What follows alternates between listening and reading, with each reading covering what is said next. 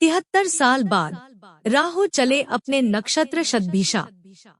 दुनिया बचेगी या बदलेगी, मिथुन राशि की सबसे बड़ी भविष्यवाणी। जी हाँ दोस्तों, विज्ञान, तकनीक, रहस्य और आविष्कारों का स्वामी राहु। और जब वही राहु अपने मूल नक्षत्र शतभिषा में आते हैं, तब दुनिया का भविष्य एक नई दिशा पकड़ लेता है।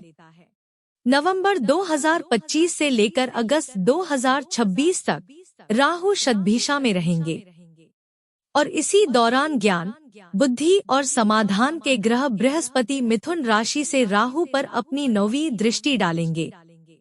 ऐसे योग इतिहास में गिनेचने समय पर ही बने हैं और जब भी बने हैं, दुनिया हिल गई है। आखिरी बार ऐसा संयोग साल 1951 में बना था। और तब क्या हुआ? दुनिया ने पहला कमर्शियल कंप्यूटर देखा। ह्यूमन डीएनए की रहस्यमयी संरचना सामने आई। पोलियो वैक्सीन मानवता को मिली। हाइड्रोजन बम बना।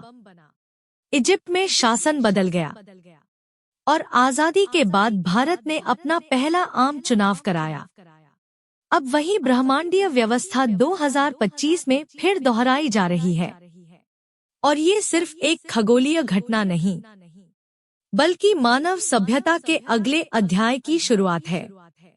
आज के इस विशेष वीडियो में हम समझेंगे, जब राहु अपने नक्षत्र शतभिषा में प्रवेश करेंगे, तो हम मिथुन राशि पर और दुनिया के राजनीतिक, वैज्ञानिक, आर्थिक और आध्यात्मिक भविष्य पर क्या गहरा असर पड़ेगा। और अंत में राहु से संबंधित 5 शक्तिशाली उपाय भी बताऊंगी, जो इस परिवर्तन को साधारण नहीं बल्कि शुभ बना देंगे। अर्धकायम महावीर्यम, चंद्रादित्य विमर्दनम, सिंहिका गर्भसंभूतम, तन राहु प्रणमाम्यहम्। सिंहिका के गर्भ से उत्पन्न, सूर्य और चंद्र को ग्रसने की शक्ति रखने वाले, आधे शरीर वाले अद्भुत महावीर, उन राहु को मैं प्रणाम करता हूँ।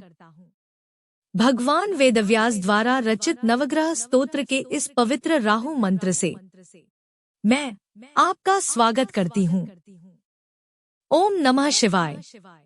राहु सिर्फ ग्रह नहीं, वो उम्मीद है, अधूरी इच्छा है, कुछ अनजाना पाने की बेचैनी है।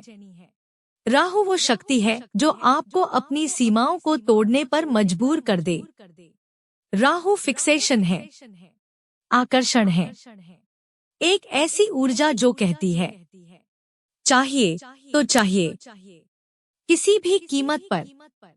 राहु की कहानी भी ऐसी ही है। अमृत पाने की चाह में देवताओं के बीच जाकर बैठ गया, गला कट गया, शरीर आधा रह गया, लेकिन अमृत पी लिया। यानी राहु वही ग्रह है जो रिस्क लेता है, डरता नहीं है और असंभव को संभव कर देता है। अब वही राहु अपने मूल नक्षत्र शतभिषा में लौट रहे हैं और अब दूसरा बड़ा चरण शुरू हो रहा है, जो नवंबर 2025 से अगस्त 2026 तक चलेगा। ध्यान रहे, राहु के फल हमेशा शनि के साथ मिलाकर देखे जाते हैं। महर्षि पराशर कहते हैं, शनिवद राहु। राहु शनि जैसा ही व्यवहार करता है, यानी राहु के हर परिणाम में शनि का प्रभाव शामिल रहता है। और यही बात आने वाले महीनों में घटनाओं को और भी शक्तिशाली बनाएगी।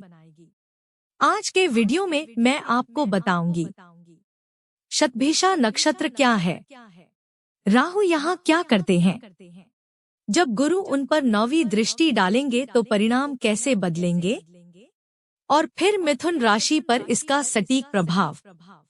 इन्हें वीडियो की शुरुआत में ही ध्यान से सुन ले, क्योंकि राशिफल में इन्हें बार बार दोहराया नहीं जाएगा। वीडियो थोड़ा लंबा होगा, लेकिन वादा है, ज्ञान भी मिलेगा और समाधान भी। तो चलिए दोस्तों, वीडियो को शुरू करने से पहले सच्चे दिल से कमेंट बॉक्स में जरूर लिखें, हर हर महादेव, जय भोलेनाथ। और वीडियो को एक लाइक कर वीडियो को हाइप जरूर करें। चैनल पर नए हैं तो सब्सक्राइब कर लीजिए। अब सबसे पहले समझ लेते हैं कि राहु अपनी नक्षत्र यात्रा कब शुरू कर रहे हैं। राहु 23 नवंबर 2025 को शतभिषा में प्रवेश करेंगे और 2 अगस्त 2026 तक इसी नक्षत्र में रहेंगे। इस दौरान गुरु मिथुन से राहु पर 5 दिसंबर से 1 जून तक 9वीं दृष्टि डालेंगे। यानी लगभग 2 महीने ऐसे होंगे जब राहु अकेले प्रभाव देंगे और बाकी समय जब गुरु की दृष्टि पड़ी रहेगी, तब परिणाम बिल्कुल अलग दिशा में जाएंगे। वीडियो में आगे जब हम प्रभावों को समझेंगे तो ये टाइमलाइन अपने आप क्लियर हो जाएगी कि किस समय क्या घटना जीवन में आकार ले सकती है। अब सबसे जरूरी प्रश्न, शतभिषा नक्षत्र आखिर है क्या? शतभिषा 2 संस्कृत शब्दों से मिलकर बना है। शत यानी 100 और भेषज यानी उपचार, समाधान, हीलिंग। यानी यह उस ऊर्जा का नक्षत्र है जो घाव पर मरहम लगाने का तरीका ढूंढ लेती है और असंभव स्थितियों में भी एक रास्ता बना देती है। यही कारण है कि राहु की ताकत इस नक्षत्र में चरम पर पहुंचती है, क्योंकि राहु वो ग्रह है जो उलझनों में भी नई दिशा खोज डालता है। यह 27 नक्षत्रों में 24वां नक्षत्र है। कुंभ राशि में 6:40 से 20 डिग्री तक फैला हुआ। और दिलचस्प बात, राहु कुंभ राशि के सहस्वामी भी है, यानी राशि भी अपनी, नक्षत्र भी अपना। और कुंभ वैसे भी कालपुरुष कुंडली के 11वें भाव का प्रतीक है, जहां से आय, लाभ, इच्छाओं की पूर्ति और अचानक मिलने वाले अवसर देखे जाते हैं। राहु माया का ग्रह है। इच्छाएं पूरी हों, चमत्कार मिले, नया दिखे, ये उसे अच्छा लगता है। इसीलिए महर्षि पाराशर लिखते हैं कि राहु 11वें भाव में अत्यंत शक्तिशाली रहता है। तो अब जरा सोचिए, अपनी ही राशि, अपना ही नक्षत्र और पसंद का भाव भी, यानी राहु यहाँ अपना असली रूप दिखाएंगे। लेकिन इस भाव की एक खास बात है, यह भाव भी राहु की तरह द्विस्वभावी होता है। इसका प्रतीक चिन्ह है खाली वृत्त, एक शून्य। यह शून्य कुछ भी न होने का संकेत भी है और उच्च स्तरीय आध्यात्मिक शक्ति का सूचक भी। कुंभ का प्रतीक घड़ा है। घड़े से खजाना भी निकल सकता है और विषैले सांप भी, कोई नहीं जान पाता। यही इसकी मायिक प्रकृति है। यह एक गति प्रधान नक्षत्र है, इसलिए विदेश यात्रा, आयात निर्यात, लगातार चलने वाली सूचनाएं, इन सबका सीधा संबंध इसी नक्षत्र से माना जाता है। और क्योंकि राहु सूचना को एक क्षण में पकड़ लेने में माहिर है, इस अवधि में मीडिया, कम्युनिकेशन, तकनीक और इनोवेशन से जुड़े लोगों को असाधारण अवसर मिलना तय है। राहु विज्ञान और टेक्नोलॉजी के कारक भी माने जाते हैं, क्योंकि माया का स्वभाव है हमें नए नए आविष्कारों से बांधे रखना, ताकि हम उसी में उलझे रहें। इसलिए इस गोचर में तकनीकी दुनिया में बड़े बड़े ब्रेक थ्रूज बाहर आएंगे। दुनियावी जीवन को आसान बनाने की दिशा में राहु यहाँ बेहतरीन परिणाम देते हैं। इस नक्षत्र के अधिपति देवता हैं वरुण, और वरुण और राहु दोनों का इतिहास कहीं न कहीं एक दूसरे से मिलता है।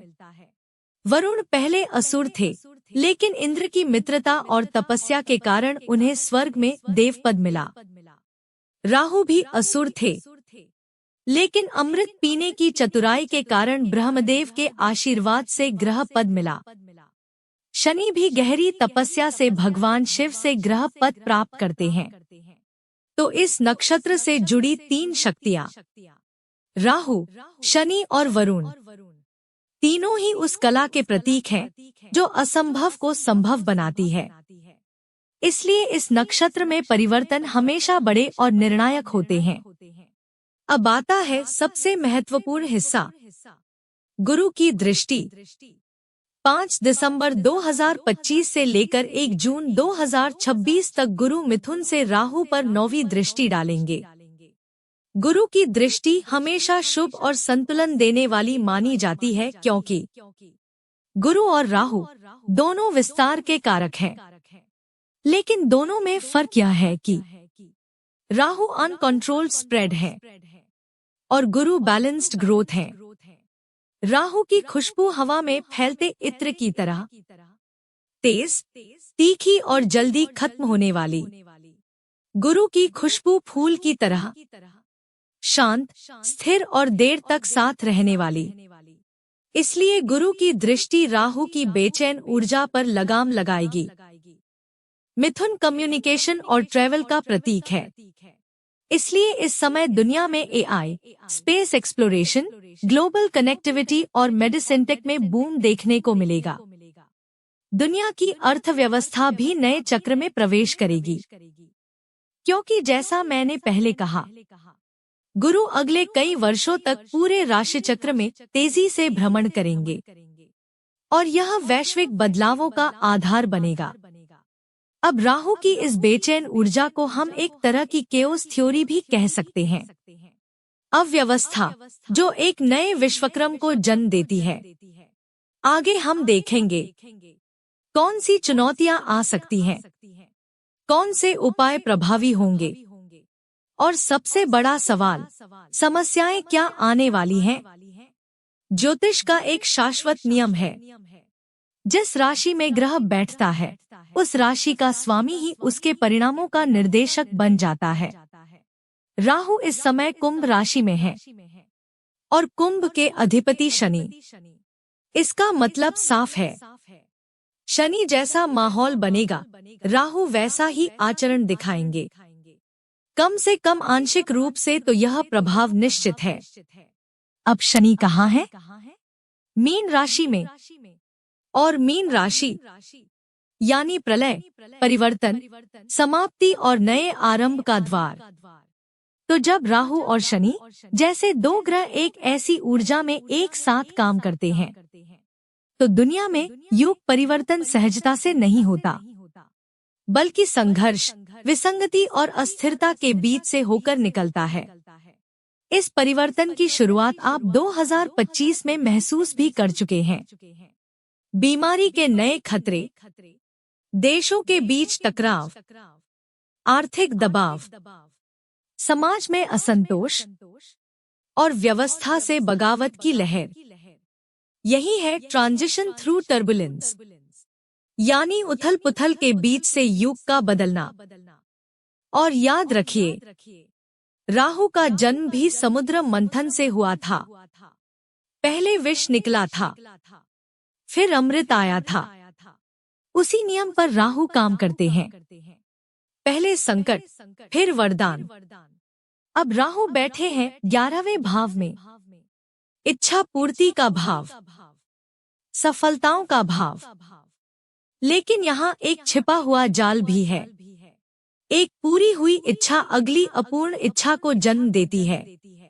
राहु का पेट नहीं है, सिर्फ सिर है, अर्थात तृप्ति कभी नहीं, फीडबैक मैकेनिज्म नहीं, जो चाहिए बस चाहिए और अनंत चाहिए। यही कारण है कि इस समय व्यक्ति वर्कहोलिक हो सकता है, बहुत ज्यादा काम उठाएगा, दिमाग लगातार दौड़ता रहेगा और इससे एंजाइटी, ओवरथिंकिंग, डिप्रेशन जैसे मानसिक दबाव आ सकते हैं। महर्षि पराशर भी कहते हैं, 11वें भाव में राहु इच्छाएं इतनी पूरी करते हैं कि व्यक्ति माया के जाल में उलझता चला जाता है। और 11वां भाव किसका? 12वां है, मोक्ष का। यानी यह माया बढ़ाता है, मोक्ष को पीछे धकेलता है। तो हाँ, सफलताएं मिलेंगी, इच्छाएं पूरी होंगी, लेकिन साथ में यह जाल भी आएगा जिसमें बहुत लोग फंस जाते हैं। यदि आपने इन इमोशनल फ्लोज को कंट्रोल कर लिया, अपने अंदर संतुलन ला लिया, तो राहु अद्भुत वरदान भी दे सकते हैं। अब बात करते हैं मिथुन राशि के जीवन में क्या बड़े बदलाव देखने को मिलेंगे। मिथुन राशि वालों, इस बार राहु आपका गोचर सीधे 9वें भाव से करने वाले हैं। और खास बात यह है कि शतभिषा नक्षत्र भी आपकी ही राशि में सक्रिय होने जा रहा है। इसलिए असर गहरा, तेज और कई स्तरों पर महसूस होगा। सबसे पहले बात करते हैं धर्म, विश्वास और सोच की, क्योंकि 9वां भाव इन्हीं चीजों का मालिक है। ज्योतिष कहता है राहु का यहाँ होना धार्मिक दृष्टि से थोड़ा चुनौतीपूर्ण माना गया है। क्यों? क्योंकि राहु सीधा सीधा परखना सिखाते हैं, सवाल पूछना सिखाते हैं और परंपरागत सोच से बाहर निकलकर नए मतों, नए विचारों और नए पंथों की ओर ले जाते हैं। दृष्टिकोण जरूर बढ़ता है, पर अपनी जड़ों से थोड़ी दूरी आने लगती है। यही बस आपको संभलना है। अपनी आध्यात्मिकता को अंदर से मजबूत रखेंगे तो राहु आपकी सोच को आसमान तक उठाएंगे। अब आते हैं राहु के असली वरदान पर, भाग्य वृद्धि और विदेशी कनेक्शन। 9वां भाव जब सक्रिय होता है तो नई जगहें, नई यात्राएं और नए अवसर खुलते हैं। और ऊपर से गुरु की 9वीं दृष्टि राहु को शक्ति देगी, जिससे किस्मत के दरवाजे और ज्यादा खुलेंगे। आप में से कई लोगों को विदेश से काम, विदेश से धन या विदेश से कोई बड़ा कनेक्शन मिल सकता है। लंबी यात्राएं भी बढ़ेंगी और प्रमोशन की संभावना मजबूत होगी। हाँ, 2 चीजों पर ध्यान देना होगा, संतान को लेकर हल्की चिंता और माता पिता के स्वास्थ्य में उतार चढ़ाव। इन दोनों मामलों में आपको थोड़ा धैर्य रखना पड़ेगा। लेकिन कुल मिलाकर अगर पूरे गोचर का परिणाम देखें तो मिथुन राशि वालों के लिए समय बेहद शुभ है। गुरु आपकी राशि पर बैठे हैं और राहु 9वें भाव को सक्रिय कर रहे हैं। इसलिए आपकी इमेज, प्रभाव, प्रतिष्ठा और पब्लिक वैल्यू सब बढ़ने वाली है। अचीवमेंट्स बढ़ेंगी, लोग आपकी बात सुनेंगे और आपका दायरा पहले से कहीं ज्यादा बड़ा होगा। उपायों की सफलता का असली रहस्य। पहला, वरुण गायत्री मंत्र। जलबिंबाय विद्महे नील पुरुषाय धीमहि तन्नो वरुण प्रचोदयात्। भगवान वरुण, जल के देवता और स्वयं श्री कृष्ण ने गीता के विभूति योग में कहा, जलचरों में मैं वरुण हूँ। इसलिए मंत्र में नील पुरुषाय धीमहि आता है और इसी एक लाइन से अगला संकेत मिलता है, नील पुरुष साधना। क्योंकि नीला रंग राहु, शनि और वरुण तीनों का मूल तत्व माना गया है। राहु का शांत होना ज्ञान से होता है और ज्ञान की देवी सरस्वती है। लेकिन राहु की तीव्रता को नियंत्रित करने के लिए उनका तांत्रिक रूप नील सरस्वती की साधना की जाती है। नीलकंठ शिव, नील तत्व के अधिपति, भी इसी साधना का हिस्सा बनते हैं। राहु शिव को अपना गुरु मानते हैं, लेकिन ध्यान रहे ये साधनाएं तांत्रिक पद्धति से जुड़ी हैं। इनका अभ्यास किसी योग्य गुरु की मार्गदर्शना में ही किया जाता है। इन्हें सामान्य वीडियो देखकर करना उचित नहीं, जोखिम बहुत अधिक होता है। मैं यहाँ सिर्फ दिशा बता रही हूँ ताकि यदि किसी योग्य व्यक्ति से सीखने का अवसर मिले तो आप इस श्रेष्ठ साधना का लाभ ले सकें।